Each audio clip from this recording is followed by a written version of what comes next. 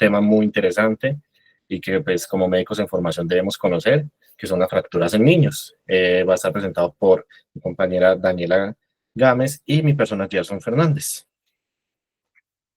Listo. Entonces, pues vamos a dividir este contenido en esas 5 estaciones, por así decirlo: definición, epidemiología, clasificación, diagnóstico y tratamiento, y al final vamos a tener un caso clínico donde pues con todo lo que les estaremos mencionando, pues la idea es que alguien participe o nosotros pues seleccionemos a alguien al azar, pues para que aplique y veamos cómo se comporta, digamos, este contenido. Listo, entonces, comenzando con la definición, comenzamos que los traumatismos y las fracturas son uno de los principales motivos de consulta, tanto en atención primaria y en urgencias hospitalarias. Y pues tenemos que tener muy presente que el tejido óseo infantil presenta una composición diferente y unas características fisiológicas al del hueso adulto. Y pues, digamos, eso condicionan una respuesta particular del hueso infantil a los traumatismos y un tipo de fracturas muy específicas que se dan en la infancia. Listo. Entonces, como epidemiología, tenemos que el 42% de los niños y el 27% de las niñas entre los 0 a los 16 años sufren una fractura. Y las fracturas que afectan a los cartílagos de crecimiento o las fisis representan alrededor del 21%. Y la mayor incidencia en niños es alrededor de los 15 años y en niñas entre los 12. También, pues, epidemiológicamente se pueden encontrar los sitios más frecuentes de fracturas, que aquí son en este caso el 45% en el radio, el 18% en el húmero, el 15% en la tibia, el 13% en la clavícula y en menor cantidad de 7.6% en el fémur. Y también pues las fracturas de cadera y las raquis son mucho menos frecuentes en población que en adulta. En adulta sí es mucho más frecuente encontrar ese tipo de fracturas. Listo. Bueno, vamos a hablar de las características especiales que tienen el hueso del niño, el hueso pediátrico. Primero, el periodo es más grueso y resistente y pues tiene una mayor capacidad osteogénica.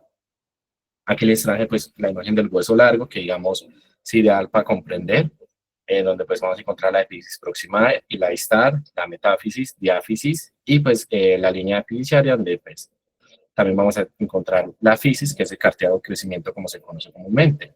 ¿Listo? Bueno, otra característica es que el hueso infantil tiene más contenido en agua y menos mineral a comparación del adulto. Esto es una de las características que más adelante pues van a ir viendo en el tipo de fracturas o deformidad que se presentan.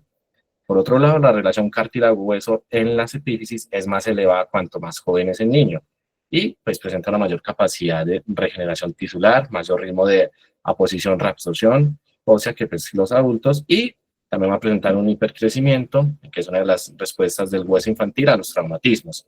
Y pues no menos importante, que es la presencia de la fisis, que es el cartílago de crecimiento, que pues esto también es muy importante siempre verlo en las radiografías.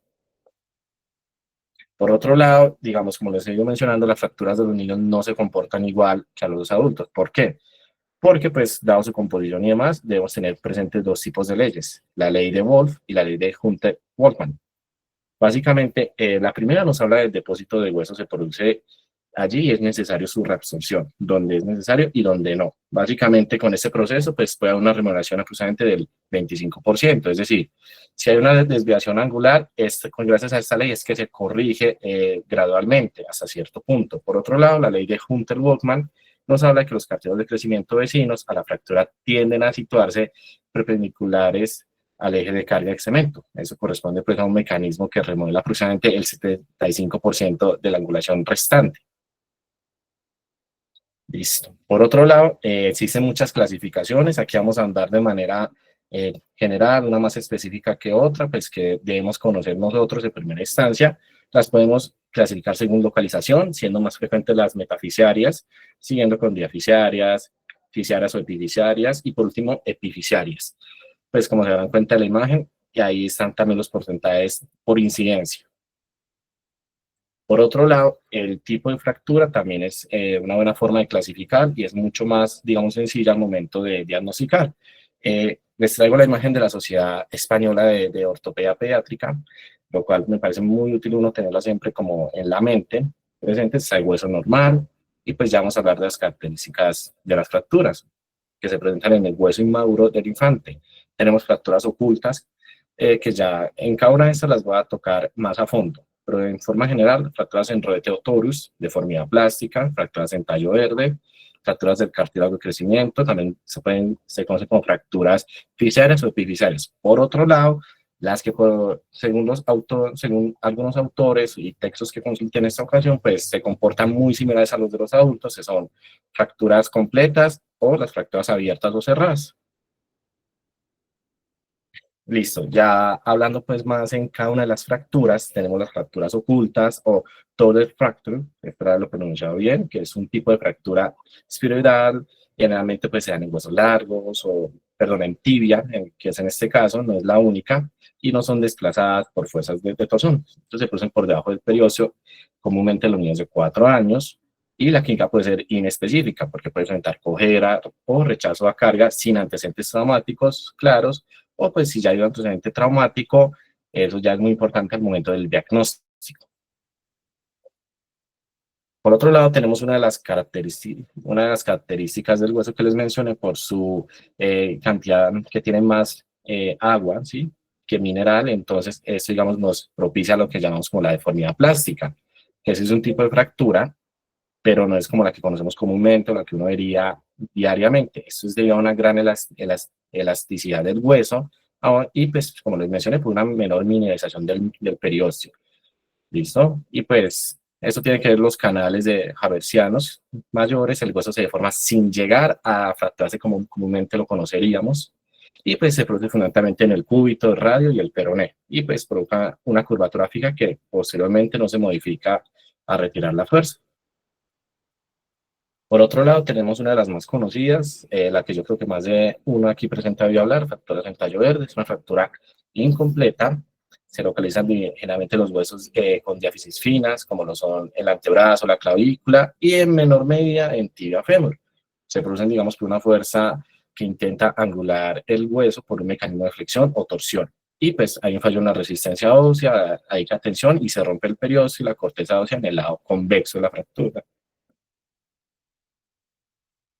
Por otro lado, tenemos la fractura en rebote, torus o caña de bambú, como lo refieren algunos autores. Es una fractura nuevamente incompleta.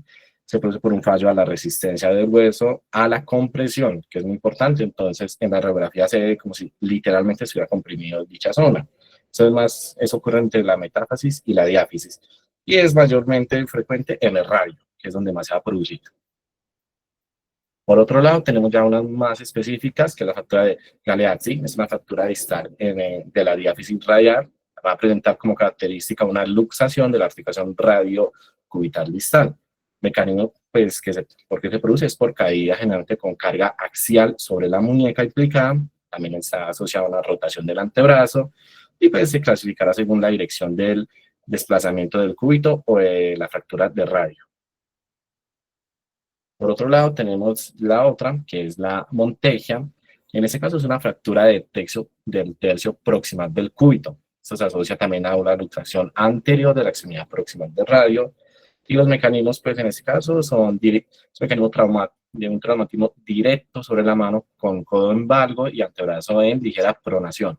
Se pueden clasificar de 1 a 4, donde básicamente, pues, el 1 tenemos que la fractura del vértice anterior del cúbito con luxación anterior de la acne de radio. En la 2, pues ambas lesiones son posteriores. En la 3, la fractura metafisaria proximal del cúbito con luxación externa de la cabeza del radio. Y por último, una fractura diafisaria radial. Ahora sí, otra de las que nos debe preocupar, digamos, en el caso de los niños, son las fracturas que afectan el cartílago de crecimiento, de la fisis. Estas fracturas pues son mucho más graves porque pueden tener repercusiones sobre todo en el crecimiento. Y aquí pues usaremos la clasificación ya conocida, la Salter-Harris, que pues diferencian 5 tipos. Y pues esto va a depender según el trazo de fractura y la incidencia en la fisis. Eso es muy importante, digamos, siempre revisar la radiografía, porque pues las primeras de 1 a 4 son bastante fáciles pues a un ojo entrenado a identificar. La quinta es un poco más complejo, pero pues siempre una mnemotecnia que pues la misma Asociación de Pediatría Española de Ortopedia recomienda, que sería la Salter, que digamos en este caso es trans o recta, que sería la correspondiente a la 1, es una línea recta.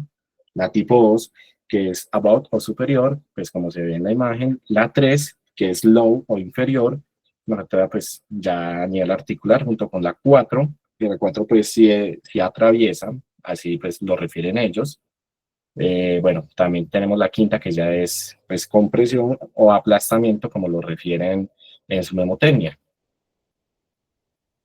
Listo. Por otro lado, pues tenemos que tener siempre presente si esas fracturas o lesiones están asociadas a las partes blandas, lo que conoceríamos como fracturas cerradas o fracturas abiertas.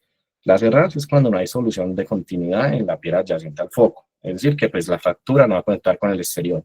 Y las abiertas, pues es todo lo contrario, es si existe comunicación entre el exterior y el foco de fractura, igual que los adultos. Aquí sí podemos clasificar según la clasificación de Gustillo y Anderson y pues dar los posteriores manejos basándonos en eso. Bueno, buenas noches. Ahora para el diagnóstico voy primero a hablar de las generalidades de cómo se diagnostican las fracturas y ya después hablar de cómo se diagnostican y de las características al diagnóstico de cada uno de los tipos de fracturas que ya mencionó mi compañero. Entonces, lo más importante para diagnosticar una fractura, principalmente en niños, es la historia clínica, ya que se debe tener en cuenta si hay o no un antecedente de un traumatismo conocido o si no, es la sospecha clínica. Entonces, que haya pues principalmente el niño va a presentar dolor. Si es un niño muy pequeño, pues el hecho del llanto incontrolable pues nos permite inferir que tiene dolor. Y si no, pues va a haber alguna limitación funcional y en algunos casos se puede ver la deformidad de una de las extremidades. Para el diagnóstico, la prueba por excelencia va a ser la radiografía convencional y se necesitan por lo menos 2 proyecciones para confirmar el diagnóstico. En general, de lo que estuve consultando, cuando son huesos largos, se usan las proyecciones AP y lateral, y ya cuando es mano, muñeca o pie o tobillo, se usan la AP y la oblicua. Y en algunos casos es necesario comparar con la extremidad no afectada, ya que no todos los trazos de fractura van a ser tan visibles. Bueno, para el diagnóstico de fracturas ocultas, pues ya lo mencionó mi compañero, pero las más frecuentes son en rodilla, en muñeca con la lesión del escafoides, en el hombro con la lesión de la tuberosidad mayor y en el tobillo y pie con lesiones de los huesos del tarso. Los mecanismos de trauma más comunes son las actividades deportivas y los accidentes de tránsito, ya que para que este tipo de fracturas se den en niños, se asocian más con traumas de alta energía. Aunque también estas fracturas ocultas hay como una subclasificación que son las toddler fractures o las fracturas de niños pequeños, que se dan cuando los niños están aprendiendo a caminar y no pueden dar bien el paso y pues al caerse generan una fractura que no tiene un trazo tan visible. Perdón. Bueno, para el diagnóstico se usa la radiografía convencional, que tiene una sensibilidad del 90%, pero depende del observador, porque pues como su nombre lo dice, son fracturas ocultas, entonces un ojo no tan entrenado puede que no logre encontrar el trazo de fractura, por lo cual se usan la tomografía computarizada y la resonancia magnética. Digamos que la resonancia magnética, desde los 15 minutos después de la fractura, ya se puede empezar a ver en la resonancia, pero se usa más que todo cuando el paciente tiene un dolor persistente y tiene radiografías previas sin hallazgos positivos. Y la tomografía computarizada es muy útil en pacientes jóvenes y aumenta su sensibilidad si se hace reconstrucción tridimensional. Aquí podemos ver a la izquierda una fractura de tibia, que es la conocida como total fracture, que se ve aquí el trazo de la fractura, que si vemos en la proyección lateral se alcanza a ver el trazo, pero en la proyección AP es mucho más difícil ver el trazo de la fractura. Y acá a la derecha es una fractura en la imagen de la derecha tenemos a la izquierda la radiografía convencional de la muñeca, donde no se alcanza a ver el trazo de fractura, y a la derecha tenemos la radiografía de muñeca, la resonancia de muñeca, perdón, donde sí se alcanza a ver el trazo de la fractura en el hueso escafoides. Ya siguiendo con las fracturas en rodete o torus, perdón, se ven más que todo en huesos largos, principalmente en el radio distal, y se dan por caídas con la mano extendida, ya que genera una fuerza de compresión, que pues es lo que genera este tipo de lesión. Entonces, en la radiografía los hallazgos son sutiles, pero lo que más comúnmente se va a ver es la compresión de uno, principalmente va a ser un lado del hueso, aunque puede estar en los dos, donde se va a ver la cortical interrumpida, pero el periósteo va a estar intacto del lado opuesto al que recibió el impacto, lo que va a hacer que el hueso se vea como una protuberancia o que tenga una prominencia con poca angulación. Se recomienda, pues ya debido al mecanismo del trauma, tomar una radiografía de la articulación por encima y por debajo del hueso lesionado para descartar otras lesiones asociadas. Entonces aquí podemos ver a la izquierda una fractura en rodete del radio distal y a la derecha podemos ver una fractura tipo torus metafisiaria de la tibia izquierda. La deformidad plástica se da en los huesos del antebrazo principalmente. Puede ser solo uno de los dos, pero también puede verse tanto en radio como en cúbito. Y se da por caídas de baja energía, ya que genera una fuerza sobre el hueso y lo lleva hasta la cercanía de la resistencia de los límites elásticos, pero la fuerza se distribuye a lo largo del hueso y debido a la poca mineralización que tiene, genera la curvatura, pero la fuerza no es suficiente para romperlo, para fracturarlo, entonces solo se alcanza a ver la deformidad, aunque pueden haber microfracturas que no sean visibles. En la radiografía convencional se va a ver la angulación del hueso sin el trazo de fractura visible y se va a ver la continuidad cortical, pues que va a estar mantenida, y a veces es necesario compararla con el lado contralateral, ya que no todas las deformidades plásticas van a ser tan evidentes. Entonces, acá en las dos imágenes tenemos pues, fotos de las radiografías con deformidad plástica. En la imagen de la izquierda es mucho más evidente la curvatura normal, pero en la imagen de la derecha, aunque sí se ve una curvatura del radio, no es tan pronunciada, por lo cual sería mejor comparar con la extremidad contralateral. Ya las fracturas en tallo verde, como mencionó mi compañero, son más comunes en huesos largos, aunque pues, se ven más tanto en el antebrazo como en el brazo. Y los mecanismos de trauma asociados son caídas sobre el brazo extendido, colisiones en vehículos a motor, lesiones deportivas, pero esto es muy importante tenerla en cuenta, ya que se ven traumatismos no accidentales en los que el niño pues, recibe un golpe, generalmente con un objeto contundente. Entonces, en muchos casos de maltrato infantil, se ven es por este tipo de fracturas, ya que no es el mecanismo más común de una fractura en un niño.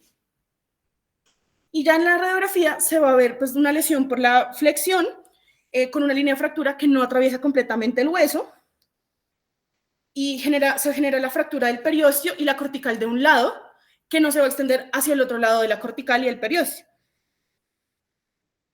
Entonces aquí en la imagen tenemos a la izquierda una fractura de tallo verde de cúbito y radio, y a la derecha una fractura de tallo verde del distal de la tibia. Entonces en las fracturas fisiarias vamos a tener que pues, principalmente se van a dar en los huesos largos, y que van a ser asociadas a caídas, traumatismos directos o eventos deportivos. Entonces, ¿cómo se ven en una radiografía? Pues depende del tipo de la fractura, según pues, la clasificación Salter-Harris. Entonces, aquí tenemos el hueso normal. Tenemos que en la tipo 1, el cartílago de crecimiento y la epífisis se separan de la metáfisis, que aquí lo podemos ver, se separan en bloque. En la tipo 2, vemos que la epífisis arrastra un fragmento triangular de la metáfisis. En la tipo 3 vamos a ver que la fractura transcurre a través de la epífisis y la fisis y se separa de la metáfisis sin lesionarla, mientras que en la tipo 4 la fractura atraviesa la epífisis, fisis y metáfisis. Y la quinta, como ya mencionó mi compañero, es un tipo de fractura por compresión. En casos dudosos, pues ya que no es tan fácil verlos en una radiografía, la resonancia magnética va a permitir detectar el edema y el ensanchamiento de la fisis, que va a ser sugestivo de una fractura fisiaria.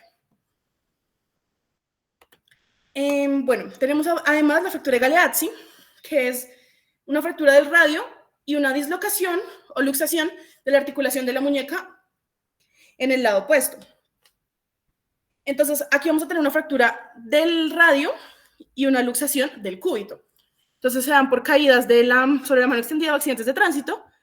Y acá podemos ver en la imagen de la radiografía la fractura y arriba vamos a ver la luxación en la articulación. Y la fractura de Montella es la fractura del cúbito y la luxación de la cabeza del radio. Entonces también se dan por caídas sobre la mano extendida y lesiones deportivas. Aquí podemos ver tanto la fractura como la luxación en las dos imágenes que presento. Y bueno, ahora el tratamiento. Entonces el tratamiento pues depende del tipo de fractura. Entonces en una fractura oculta, debido a que no son fracturas desplazadas, pues lo principal es manejar el dolor y la inmovilización. Se recomienda no usar un yeso, sino solo una inmovilización, ya que pues, en los niños las fracturas van a sanar más rápido y es contraproducente limitar tanto la movilidad, y pues se les indica obviamente el reposo y un seguimiento radiológico. Cuando es la fractura, los primeros pasos, cuando hay una sospecha, claramente, se debe inmovilizar con férula y se repite la radiografía a los 10 días para buscar el refuerzo perióstico. Y pues ya el tratamiento definitivo será mantener la férula por 2 semanas más. En el tratamiento de las fracturas en rodete, pues lo principal es el manejo del dolor, repito. Se prefiere también un vendaje blando de 2 a 3 semanas, elevar la extremidad, hacer reposo y restringir los deportes de contacto durante al menos 4 semanas después de la lesión, pues para evitar una refractura en el niño. Con la deformidad plástica, el tratamiento depende del grado de angulación de los huesos. Entonces, si la deformidad es menor a 20 grados y el paciente es menor a 5 años, se puede dejar que la remodelación sea fisiológica. Cuando sea mayor a 20 grados, se debe realizar de forma cerrada o quirúrgica. Entonces, la forma cerrada para la corrección de esta deformidad es un método que describieron Sanders y Heckman, en el cual se aplica una fuerza en dirección transversal y proximal, transversal, proximal y distal, perdón, hacia la curva. Entonces, se debe tratar de corregir la curva sin llevar a una fractura de los huesos y no aplicar la fuerza directamente en la deformidad o en la fisis. Y posteriormente a esto, o si no es necesaria la reducción, se hace una inmovilización con yeso braquipalmar que se usa de 6 a 8 semanas con el codo en flexión de 90 grados y se hacen controles radiográficos.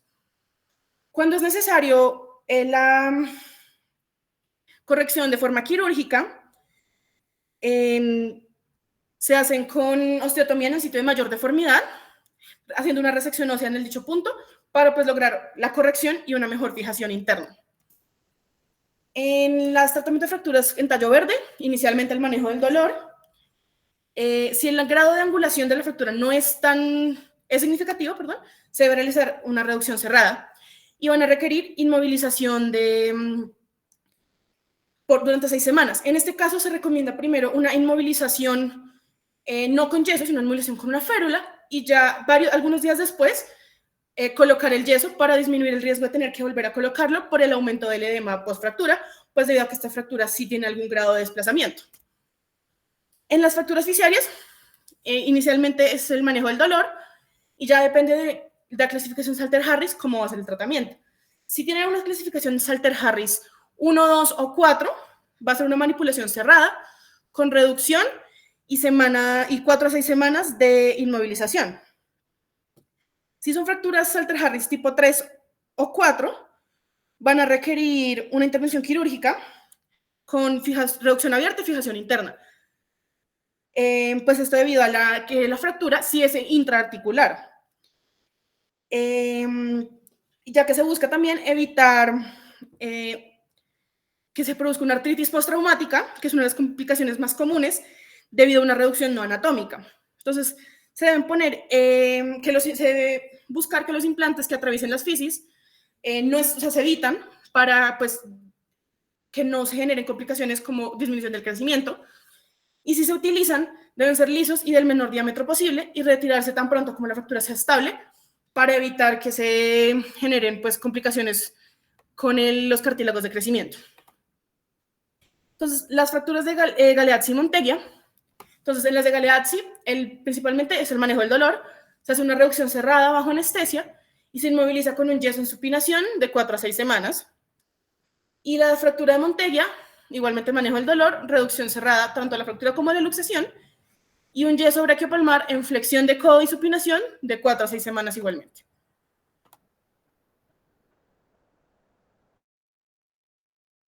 Listo. Entonces vamos a continuar con el caso clínico que les traemos para esta charla. Entonces, pues, a medida que yo, pues, la idea es, voy dando los datos, voy a hacer unas preguntas y el que quiera participar, participe, o pues, en su efecto, escogeríamos a alguien al azar. Entonces, bueno, tenemos que el motivo de consulta, la niña no puede caminar bien desde que se lastimó en la escuela. referido por la madre. Entonces, es una paciente femenina de 3 años quien consulta por traumatismo al sufrir caída desde su propia altura al estar jugando en la escuela. Cayó desde su propia altura con mecanismo de rotación externa sobre el miembro pélvico inferior izquierdo. Posteriormente presentó dolor intenso en el tercio distal de la pierna izquierda y tobillo, negativa a apoyar el pie izquierdo e incapacidad para la bipedestación y la marcha. El mismo día es llevada al servicio de urgencias, donde se presentó en llanto por dolor localizado en dicho tercio distal de pierna izquierda y en tobillo, acompañado de incapacidad para deambular. La madre refiere una automedicarla y niega otra sintomatología. Entonces, la pregunta es, ¿cuál es la primera acción en urgencias ante un infante que no puede deambular tras un traumatismo? Y la segunda, ¿qué estudios de imágenes se solicitarían en primera instancia? Pues, con base pues, a todo lo que les hemos mencionado en esta charla, ¿alguien quiere participar? O... Yo. Listo, ya. Antes de eso, tengo una pregunta y es, ¿la paciente tiene algún antecedente patológico? Excelente pregunta, que a veces a los médicos y en urgencias es algo que me he dado cuenta, que estoy ahora por el servicio de urgencias, no lo preguntan por el afán, digamos como internos, que ya somos algunos, se nos puede pasar, no tiene ningún antecedente de importancia. Ya, es que se me hace raro que una paciente pediátrica, pues con un mecanismo de lesión de esa magnitud, llegue a tener una fractura. Pero bueno, respondiendo a tus preguntas, la primera imagen diagnóstica que le pediría sería una radiografía. ¿Y cuál es la otra pregunta que hacías, verdad? Pues la primera acción que tenemos que tener siempre, aparte de la imagen, que está muy bien, que sí se debe solicitar. Sí. Bueno, el tratamiento, la primera conducta que se tomaría, ¿verdad? Sí, señor. En ese caso, pues se pensaría en la administración de analgesia, en primera instancia, líquidos, y pues no sé hasta qué punto se podría iniciar colocando alguna férula para mejorar el edema que puede estar produciendo la propia lesión. Listo, bien, es una excelente, sí, efectivamente, pues los líquidos puede que sí, puede que no, ya ahondaríamos más en eso, pero como le mencionamos, el manejo del dolor es muy importante en estos pacientes, pues para hacer un buen examen físico. Listo, ahora pues efectivamente sí, en este caso solicitaron pues los tratantes radiografía AP y lateral, como mi compañera les estuvo mencionando en el diagnóstico, en el miembro afectado. No se encontró una lesión ósea aparente, pero pues, digamos, el hospitalario, bueno, el médico tratante decidió darle pues alta hospitalaria tras el examen físico que no encontró mayor alteración con un diagnóstico de esguince tobillo grado 2, presunto. Se colocó el vendaje elástico, o sea, se hizo pues una inmovilización sencilla y pues se dio analgesia que pues fue con ibuprofeno. Sin embargo, la madre pues refirió que la paciente continuó con dolor, por lo que fue traída a consulta nuevamente aproximadamente 12 días después, posterior pues al accidente. Y nuevamente se le fue y se hizo la exploración física, donde se encontró pues dolor a la palpación tanto superficial en el en el tercio anteromedial del tercio medio de la pierna izquierda e incapacidad para deambular por dolor intenso pues en dicha zona escrita. Entonces, aquí la pregunta es, ¿qué haríamos según con todo lo que hemos visto? ¿Qué tipo de fractura en este caso sería? ¿Alguien? Pues podríamos pensar en una de tallo verde, ¿verdad? O... Ay, ¿no sería una oculta? Perdón. Dale, Natalie. Es todo tuyo el micrófono. O sea, la fractura pues sería una oculta, ¿no? Sí, porque nuevamente, exacto, ¿por qué? Porque pues pues no hubo una deformidad aparente, adicionalmente pues no sé por qué aquí no mencionaron, en ese es un caso clínico real, cabe aclarar, no mencionaron pues que se les volvió a pedir una radiografía de control, que es la que están aquí, que es la misma de la fractura oculta que les traje al inicio, y pues si ven, claramente ahí está la fractura oculta. Entonces en este caso ya con esa información, pues tenemos otro conducto. Dani, dale. Yo tengo una pregunta para el doctor. En estos casos, ¿qué criterios se podrían manejar para determinar que se debe enviar una tomografía de pierna? Bueno, ahí precisamente bajo lo que comentaba su compañero de una sospecha de un paciente con un traumatismo y que radiográficamente no se ve nada, pero clínicamente, que es lo principal que ustedes tienen que tener presente, debemos ayudarnos con algunas otras imágenes. Ahora, las fracturas ocultas como tal, pues realmente no existen. Digamos que se puede descartar con una muy buena análisis de la radiografía. El tema es que desafortunadamente pues no se tiene a veces mucha experiencia en ver la radiografía y por eso se denomina como oculta. Pero realmente hay signos indirectos en la radiografía que nos hace pensar en que sí puede estar fracturado. Por eso hay que ver mucho, por ejemplo, el tema de los tejidos blandos, la presencia de las imágenes radiolúcidas o radiopacas alrededor de las corticales. O sea, hay cositas, hay unos pequeños detalles que marcan la diferencia para poder sospechar que realmente estamos frente a una fractura no muy visible, unicortical, y que bajo esa circunstancia, persistencia de dolor, inflamación, edema y el antecedente del trauma, pues nos hace tomar la decisión de tomar la tomografía. Gracias, Doc. Listo, Dani. ¿Qué vas a preguntar o qué vas a comentar? Sí, es que me llamó la atención, pues obviamente el mecanismo del trauma en este caso clínico y también me llama la atención que haya sido un esguince de tobillo, y que se haya tomado radiografía de pierna y no de tobillo. Eso me pareció curioso. Y dos, tengo entendido que, bueno, cuando pues efectivamente como que en una primera instancia uno lo que hace es solicitar una radiografía, pero pues cuando es un reingreso, cuando el paciente reconsulta, generalmente uno pide una tomografía precisamente para descartar algunas cosas que no pues nos hayan permitido ver en la radiografía que se tomó inicialmente. Y tengo también otra, y creo, o sea, tengo entendido que hay fracturas de malleolos que se asocian también a fracturas de tibia por el mecanismo del trauma. No sé, Doc, si me podría explicar un poquito de eso.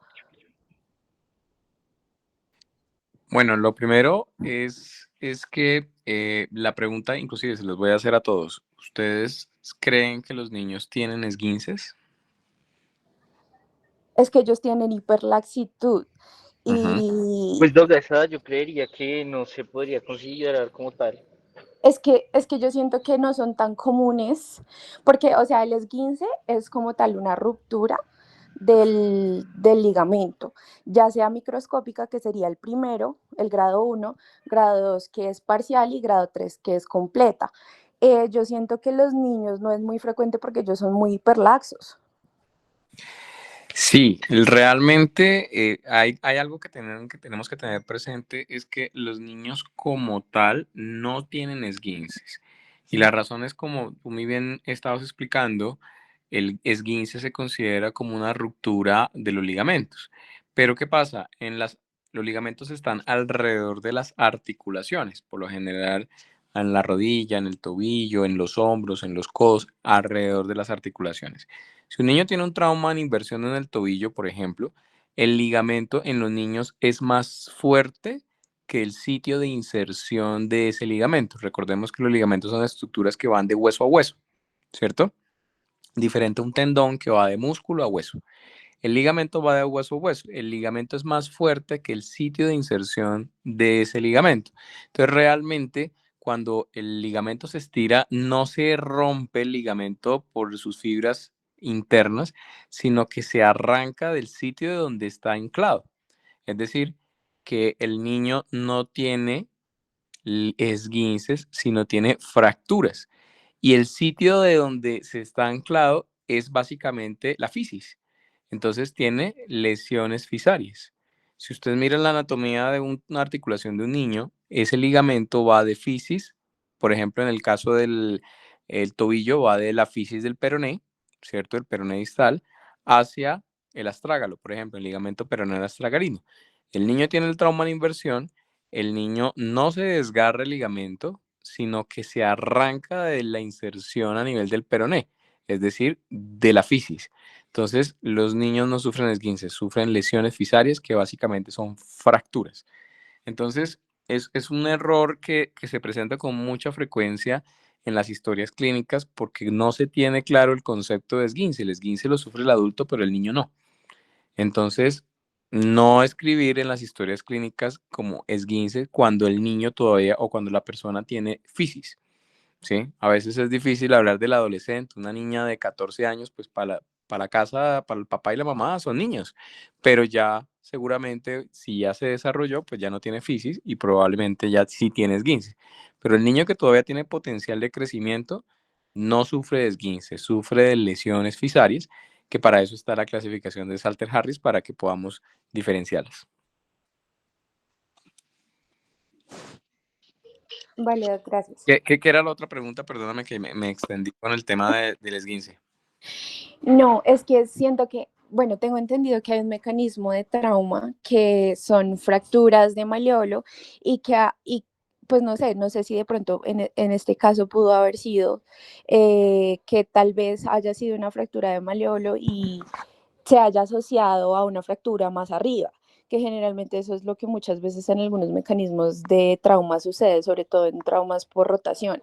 Se fractura maleolo y arriba creo que es en tibia también puede haber una fractura y eso a veces es como que no se ve o no se pide. Sí, eso es cierto. Eso sucede más en el adulto, no sucede con frecuencia en el niño porque, como les digo, los ligamentos son muy fuertes en el niño. En el adulto, cualquiera de nosotros puede tener una trauma en inversión o rotacional en el tobillo y no solamente se afecta el tobillo, sino también se puede afectar en el tercio medio o inclusive en el tercio proximal de la tibia o del peroné. Entonces, existe una lesión que se llama luxofractura de Maisonneuve, así Maisonneuve, es francés, ¿sí? Se llama Maisonneuve o se pronuncia Maisonneuve, que es básicamente una lesión ligamentaria. Por lo general se rompe el maleolo medial del tobillo o se rompe el ligamento deltoideo, el complejo deltoideo del tobillo, se abre la mortaja y cuando ustedes miran y si no le toman una radiografía de pierna, el peroné está roto arriba, casi en la rodilla. Entonces es porque la energía del trauma va desde el tobillo y sube por toda la sindesmosis y hace que el peroné se rompa, se fracture casi en la rodilla, casi en la cabeza del peroné, arriba. Entonces, cuando tengamos ese tipo de mecanismos de trauma en el adulto, porque ya eso no es del niño, sino del adulto, hay que siempre examinar un poco más alto, es decir, la pierna, y tomar una radiografía de pierna, no solamente de tobillo. Entonces, digamos que nos quedamos cortos con a veces los estudios radiológicos. Vale, gracias, Doc.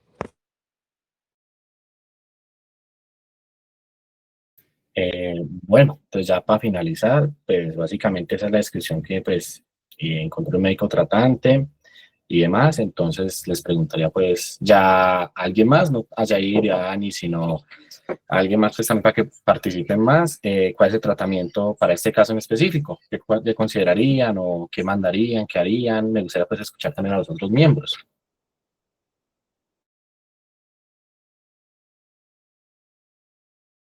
O pues Dani o Jair, también si quieren pues participar de una. Pues Doc, yo en estos casos tengo como una, no sé, como una pregunta de cuáles serían los criterios para determinar un manejo un poco más conservador de una férula, en este caso podría ser una suropédica, o considerar ya un tratamiento un poco más quirúrgico. Aunque bueno, quirúrgico no creería. Es No. que Uh-huh. yo, Doc, no sé, ahí dice que es una fractura entre el tercio medio y el tercio distal de la tibia, ¿no? Si es tibia distal, yo creería que tal vez una suropédica no sería la mejor opción porque es tibia distal. Tal vez sería una inguinopédica o sí, tal vez no sé. Sí, eso es una de las grandes discusiones cuando tenemos este tipo de fracturas. Normalmente si ustedes tienen una fractura a nivel del tercio medio, de la pierna, es decir, de la tibia y el peroné, la idea es que siempre lo deben inmovilizar con una férula inguinopédica. Eso sí, siempre, siempre. Cuando ya la fractura se extiende hacia, un poco más hacia distal, es suficiente con una férula suropédica, ¿de acuerdo? Porque sabemos que es una fractura muy estable y que probablemente no se va a desplazar. Ahora, en este caso puntual, donde es una fractura que casi ni se ve, que es muy estable, pues no habría tanto problema, a diferencia de una fractura completa donde seguramente está más inestable y que necesitamos inmovilizarlo. Entonces, no habría tanto inconveniente. En cuanto al tema quirúrgico, nosotros en ortopedia pediátrica siempre tratamos de ser muy respetuosos con la biología porque los niños tienen una capacidad de recuperación que no tienen los adultos, ¿sí? Y pues seguramente ustedes habrán escuchado casos de niños que tienen una pierna torcidísima, un brazo súper torcidísima, y con el paso del tiempo, esa fractura remodela y recupera esa forma original. ¿Sí? Entonces, digamos que eso es una de las cosas que tiene los huesos de los niños a diferencia de los adultos. En este tipo de casos, pues normalmente nosotros tratamos de cumplir algunos criterios para poder definir si es quirúrgico o no. ¿Cuáles serían esos criterios, por ejemplo? Uno, si el paciente tiene una fractura de tibia y peroné completa desplazada. Desplazada quiere decir que no hay un contacto o hay un contacto menor del 50% entre los fragmentos óseos. Dos, que haya algún tipo de deformidad varovalgo mayor de 10 grados. ¿Sí? Tres, que haya un acortamiento de la extremidad más de 1 centímetro. Es decir, me fracturé la tibia, me fracturé el peroné y se desplazó tanto que se acortó la extremidad. ¿Sí? O sea, se sobrepuso la una con la otra, ¿de acuerdo? Esas básicamente son los criterios, inclusive hay uno, se llaman los criterios de Sarmiento, que los describió el doctor Sarmiento ya hace unos años. Son criterios que nos permiten poder definir si un paciente puede tener un manejo ortopédico o un manejo quirúrgico. En los niños, el manejo quirúrgico, más que definir si se necesitan placas, tornillos y demás, va muy de la mano con la edad, ¿sí? Y dos, con la necesidad de estabilidad. A veces en los niños menores, por ejemplo, niños menores de 5 años, para nosotros es suficiente una reducción cerrada. Es decir, damos un poco de tracción bajo anestesia, ponemos un yesito, ¿sí? En 2 fases y con el yeso es suficiente. Cuando superan los 5 años, entre los 5 y los 10 años, podemos utilizar otro tipo de elementos. Ya podemos utilizar clavos de TENS, que se llaman clavos elásticos que van endomedulares. Y cuando ya están más grandes, por encima de los 10, 12 años, podemos utilizar placas o inclusive clavos endomedulares ya como si fuese un adulto en niños más grandes. Entonces, digamos que puede ir variando dependiendo de la edad, de la estabilidad y de lo que encontremos en la radiografía, definir si se opera o no se opera. Pero en este caso puntual, donde es una fractura oculta, entre comillas, pues el manejo es netamente ortopédico. ¿Alguien había levantado la mano por ahí? Yo tengo una duda respecto a, pues, al ser un niño de 3 años, más o menos, ¿cuánto tiempo tendría que durar, pues, esta inmovilización? Y, pues, al momento ya de hacer la fisioterapia posterior a esto, ¿en qué se tendría que enfocar?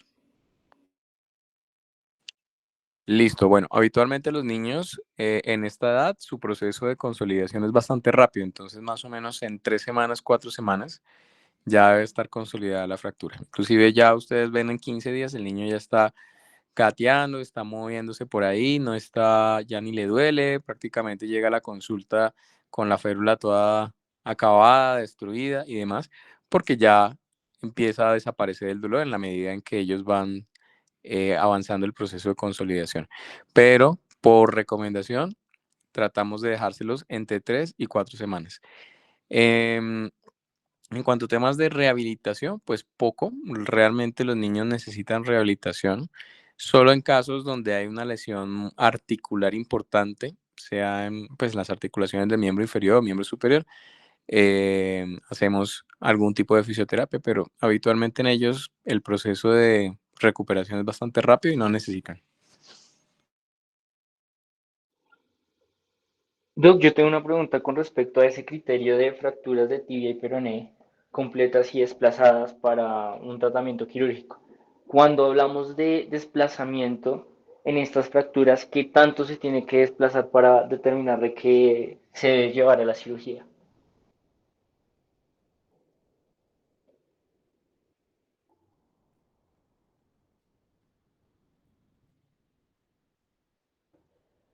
50% de contacto entre los fragmentos óseos, entre los segmentos óseos. Sí, es más del Ok, 50%, un desplazamiento mayor del 50%. ok. Es lo que tenemos siempre presente, pero como les digo, en niños muy pequeños ya ha pasado, ya, y yo tengo inclusive varios casos de niños que desafortunadamente tienen un accidente complejo, un accidente de tránsito. Tuve un niño, por ejemplo, en otro hospital donde trabajo que tuvo un accidente de tránsito, lo arrolló una moto y el niño tuvo un trauma craneoencefálico, el niño estuvo en UCI y estuvo en UCI muy mal y no se podía operar o no se pudo operar, se colocó un yeso mientras se definía cómo estaba y el niño duró todo su tiempo de hospitalización en la UCI y cuando miramos ya la fractura había pegado y ya tenía inclusive un desplazamiento prácticamente menor del 50%, pero mayor del 50%, un contacto menor al 50%. Y, oh sorpresa, cuando se hace el seguimiento del paciente, pues el paciente hizo un callo óseo grandísimo e hizo un proceso de remodelación importante y, y pues sanó súper bien. Entonces, digamos que eso es muy relativo, pero tratamos siempre de que se pueda recuperar la forma original. No a todos los casos los vamos a dejar así. Entonces, si el pie está chueco y está desplazado, pues no, lo vamos a dejar así. No, tratamos siempre de que podamos recuperar la forma o la anatomía original de la estructura ósea del hueso, pero digamos que ese sería el criterio principal. Doc, y otra pregunta que se sale un poco del contexto del caso. Habíamos tenido también el caso de un paciente pediátrico que había tenido una fractura de clavícula también desplazada. Sin embargo, el doctor había dicho de que no era necesario llevar la cirugía. Realmente el trazo o el desplazamiento de la fractura había sido mayor al 50%. Sin embargo, él decía que en el caso de las clavículas, incluso lo mencionaba para los adultos, no se llevaban a cirugía porque se podían consolidar de esa forma. ¿Es así? Ya, ahora sí, estaba hablando con esto apagado. Sí, realmente cada hueso tiene algunos criterios. Inclusive cuando ustedes empiezan a leer un poquito más acerca de las fracturas, cada hueso tiene unos criterios para manejo quirúrgico y demás. Las clavículas son un hueso muy benigno, al igual que, por ejemplo, el húmero proximal. Son estructuras que sanan con mucha facilidad, tanto en el niño como en el adulto, pero sobre todo en el niño. Realmente es muy poco los casos que se operan de fracturas de clavícula en los niños, porque sabemos que el periósteo que en la clavícula de ellos es muy fuerte, es muy grueso, y eso hace que el hueso sane con muchísima facilidad y mucha velocidad. Inclusive, ustedes van a escuchar casos de niños que se fracturaron la clavícula en el parto, ¿sí? Que es por traumatismo obstétrico. Le estaban sacando al niño y le hicieron fuerza y se fracturó la clavícula. Eso pasa con frecuencia y a los 15 días ya ese hueso ya está sano. Entonces, es muy poco lo que se indica, tiene indicación de tratamientos quirúrgicos en los niños. Básicamente hay casos muy puntuales, como por ejemplo lesiones vasculares asociadas, cuando son fracturas abiertas, cuando son hombros flotantes, es decir, que comprometen más de dos estructuras del complejo del hombro, ¿sí? Que incluye la articulación acromioclavicular, el húmero proximal, la glenoides, ¿sí? Eso podría en algún momento indicar algún procedimiento quirúrgico en ellos, pero son casos muy raros. En el adulto, más o menos funciona así, pero digamos que el adulto sí también tiene como un buen potencial y consolidan bien las fracturas, pero ellos sí cumplen unos criterios. Un criterio de cabalgamiento, un criterio de acortamiento y un criterio de acortamiento con referente a la clavícula contralateral. Ya, digamos que eso es otro tema, pero por ejemplo, cuando ustedes se enfrentan a una fractura de clavícula en un adulto, ustedes la recomendación es que deben tomarle la clavícula del lado contralateral y ustedes la miden, toman una línea de la clavícula sana versus la clavícula lesionada. Si la clavícula lesionada se acortó más del 10% con referente a la clavícula sana, es indicativo de cirugía. Si hay un desplazamiento hacia arriba proximal de uno de los fragmentos más de 2 centímetros, es indicativo de cirugía. ¿Sí? Si hay un cabalgamiento mayor de 1 centímetro, es indicativo de cirugía. Entonces, digamos que hay unas condiciones radiológicas especiales para la clavícula del adulto, pero en el niño, casi el 99% de las clavículas de los niños no se operan. Gracias, Doc.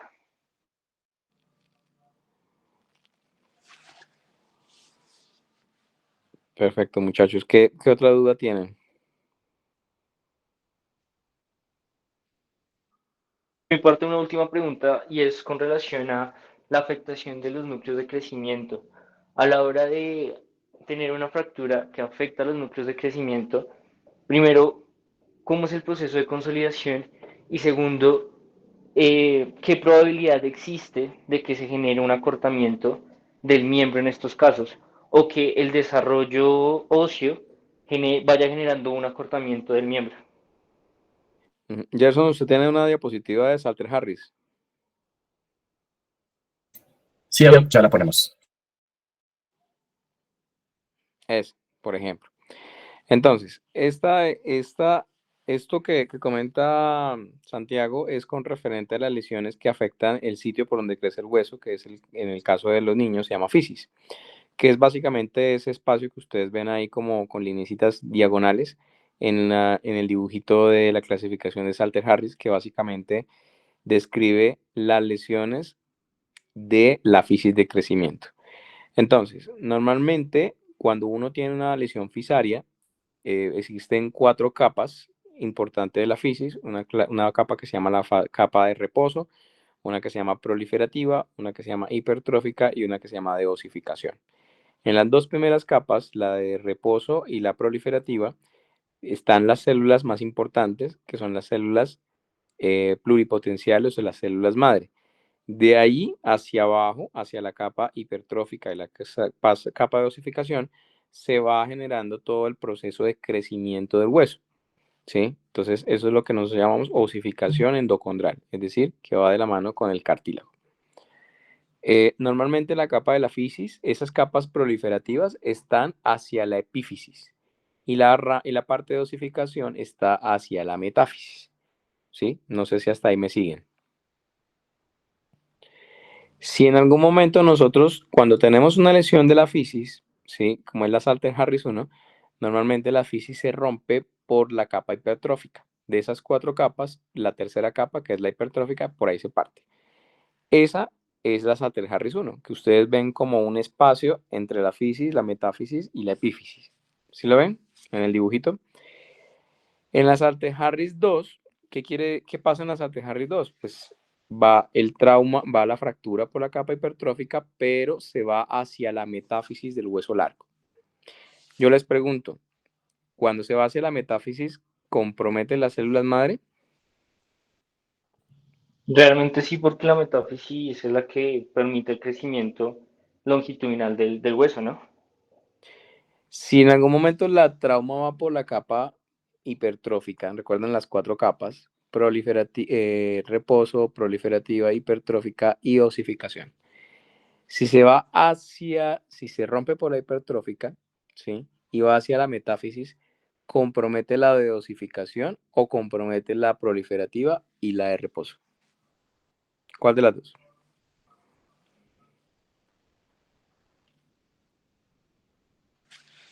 ¿Qué dicen los que están conectados? Esto que les estoy explicando es importante porque hay que entender, dependiendo de hacia dónde va la fractura, si compromete o no una capa del crecimiento importante. ¿Qué pasa en la Salter Harris 2? Ustedes ven ahí en el dibujito como un trazo hacia arriba. esa parte hacia arriba es la metáfisis del hueso. Y la metáfisis está a la capa hipertrófica y a la capa de osificación. ¿Qué quiere decir eso? Que no va a afectar en ese punto las células madre. Es decir, que probablemente una lesión Salter-Harris 2 no va a dejar secuelas, ¿sí? Porque no va a afectar ni la capa proliferativa ni la capa de reposo. En Salter-Harris 3 va por la capa hipertrófica, pero va hacia la epífisis, que es el extremo más distal de la articulación, del hueso, sobre la articulación. ¿Comprometería las capas de la fisis de reposo y proliferativa? ¿Qué dicen? Doctor, yo tengo una duda. Lo que pasa es que usted hablaba sobre que usted tuvo un caso respecto a que había un callo prominente en cuanto a una fractura. No sé si usted se refiere de pronto a eso en cuanto a la tipo 3 y la tipo 4. ¿Cómo callo prominente? O sea que usted hablaba sobre que hubo un exceso del crecimiento de la fractura como tal, el callo que se armó después de la fractura. No, eso es otra cosa diferente, Laura. Es la forma en que se consolida la fractura. En este caso que les conté del pacientico, fue una fractura diafisaria. O sea, no tiene nada que ver con el tema de la fisis o el sitio por donde crece el hueso. Entonces, ellos tienen un alto potencial de crecimiento en cualquier parte, pero esto que les estoy comentando es el sitio por donde crece el hueso. Entonces, si nosotros tenemos una lesión que va por la fisis y compromete la epífisis, va a afectar la capa de reposo y la capa proliferativa, ¿cierto? Entonces, a partir de la Salter-Harris 3, que ustedes se dan cuenta que compromete la epífisis, van a empezar a afectar el sitio por donde crece el hueso. Entonces, en la Salter-Harris 3, por ejemplo, si está en el borde, y en la Salter-Harris 4, que está en el borde, esa extremidad va a crecer por un lado, pero por el otro lado no va a crecer. ¿Eso qué va a hacer? Que probablemente ese hueso va a crecer, pero va a crecer no derechito, sino va a generarse una deformidad angular, ¿sí? Porque por un lado del hueso va a crecer y por el otro lado no va a crecer.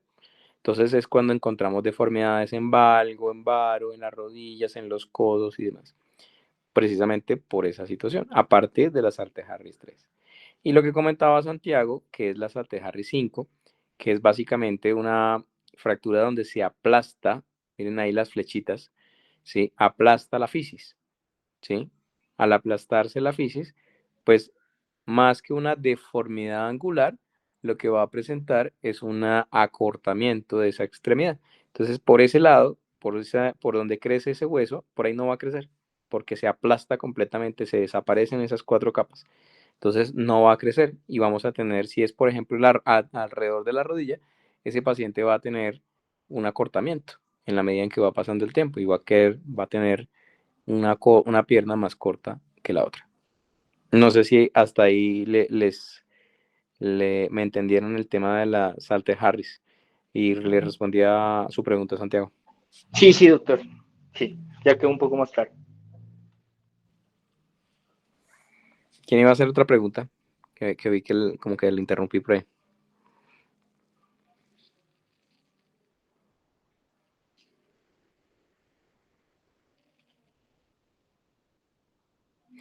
Entonces, digamos que en este tema de las lesiones Salter-Harris, ustedes tienen que saber qué tipo de clasificación es, según como lo vean en las radiografías. Eso, digamos que es un tema de ir y ver muchas radiografías para que ustedes puedan entender de qué se trata este tipo de fracturas y poder decirle a la mamá o decirle al familiar, mire, tranquila mamá, no se preocupe, probablemente esta fractura no va a dejar ninguna secuela, o definitivamente sí mamá, hay que estar muy atentos, hay que hacer un seguimiento durante el primer año después de la fractura, porque esta extremidad puede tener o un acortamiento o una deformidad angular. Acortamiento si es Salter-Harris 5 o una deformidad angular si es Salter-Harris 3 o Salter-Harris 4. Es decir, esa pierna o ese codo o ese brazo o ese muslo probablemente se va a torcer en la medida en que el niño va creciendo. Entonces es importante que eso nos sirve para poder darle información. Daniela va a hablar. Daniela, levantó la mano. Doc, sí, y yo tengo una pregunta en ese caso de deformidades angulares. ¿Cuál es el manejo? ¿Se puede, o sea, se pueden usar, no sé, yesos o puede llegar incluso a ser necesaria una osteotomía? Cuando nosotros tenemos deformidades angulares, todavía en niños en crecimiento, hacemos una cosa que se llama crecimiento guiado. ¿Qué es crecimiento guiado? Es tratar de, digamos que reacomodar, aprovechando el crecimiento, cerrando las fisis en algunos lados a través de unas placas especiales que se llaman placas en 8 o hinge plate, ¿sí? Que es básicamente son como unos tornillos y unas plaquitas especiales que, por ejemplo, hacen que el hueso no crezca por donde nosotros queremos que no crezca. Entonces, por ejemplo, si yo tengo una rodilla que está en valgo, ¿sí? Es decir, el niño es el típico rodillejunto patia apartado, para que me entiendan un poquito, pues yo le pongo una placa por donde crece el hueso en la rodilla, en la parte interna, para que la parte externa de la rodilla siga creciendo y de esa forma pase de ser rodillejunto patia apartado a que se enderezca la pierna. No sé si me hago entender. Eso se llama crecimiento guiado y por lo general lo hacemos en algunos momentos específicos de la vida de los niños. No en cualquier momento se hacen por lo general en las curvas rápidas de crecimiento. Entonces, por eso tenemos que ver cómo está la curva de crecimiento del niño. Hay unas tablas especiales que describe un doctor que es el doctor Paley, que nos define más o menos en qué punto de la vida del paciente puede en algún momento hacer ese crecimiento guiado. Hay cálculos matemáticos para saber cuánto tiempo necesitamos dejar esa placa. O sea, es un poquito más complejo. Y cuando ya el niño definitivamente ya dejó de crecer, pues hacemos osteotomías. Cortamos el hueso, lo enderezamos a lo que necesitamos y le ponemos una placa y un tornillo. Y tornillos. Vale, Doc, gracias. Dale. ¿Qué otra pregunta?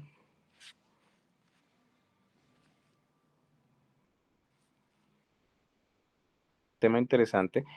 La idea es que ustedes, bueno, si tienen la oportunidad de poder entrar a una cirugía de ortopedia pediátrica, van a darse cuenta que el manejo que se hace en ortopedia pediátrica es completamente diferente. Es otra ortopedia, completamente diferente a la ortopedia que de pronto ustedes pueden ver en el adulto. La ortopedia del adulto es un poco más, o más bien, la ortopedia pediátrica es más cuidadosa con los tejidos blandos, somos más delicados en las incisiones, tratamos de hacer incisiones un poquito más pequeñas y demás.